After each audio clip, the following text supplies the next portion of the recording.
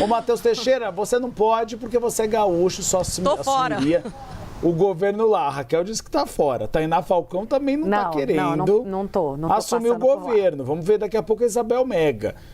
O Supremo Tribunal Federal, Matheus, vive esse impasse sobre o formato da eleição. Pode ser que tenhamos eleição direta? 2 vezes, né? Exato, Uribe. E perigoso virar governador do Rio, dado o histórico dos últimos governadores, né? Alguns foram presos, outros caçados, ninguém saiu incólume, poucos saíram incólumes desse cargo, portanto, eu também passo, mesmo sendo gaúcho, não sendo carioca, também prefiro não assumir esse cargo. Mas fato é que o Supremo Tribunal Federal terá uma discussão jurídica muito interessante sobre esse caso. Na semana passada, eles estavam julgando a questão da constitucionalidade da lei do Rio de Janeiro que eles aprovaram para legislar sobre a eleição indireta.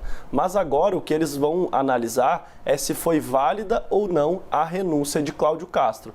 Porque o Supremo Tribunal Federal tem uma jurisprudência que determina que, em casos de renúncia ou morte, por exemplo, há eleição indireta.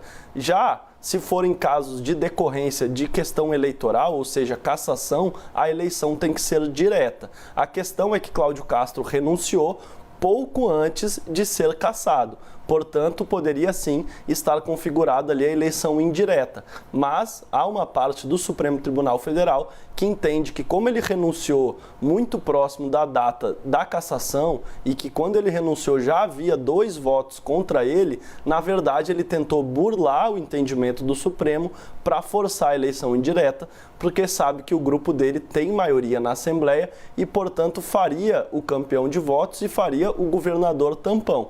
Portanto, nisso vai centrar o debate do Supremo Tribunal Federal. Se a renúncia de Cláudio Castro foi válida, se eles considerarem que a renúncia é válida, a eleição será indireta. Se a maioria do Supremo entender que a renúncia foi uma tentativa de burlar, sabendo que a cassação estava se aproximando, a eleição deve ser direta. O Supremo hoje está dividido. Primeiro, por uma questão também prática. Como vamos mandar determinar uma nova eleição já às vésperas de uma próxima eleição?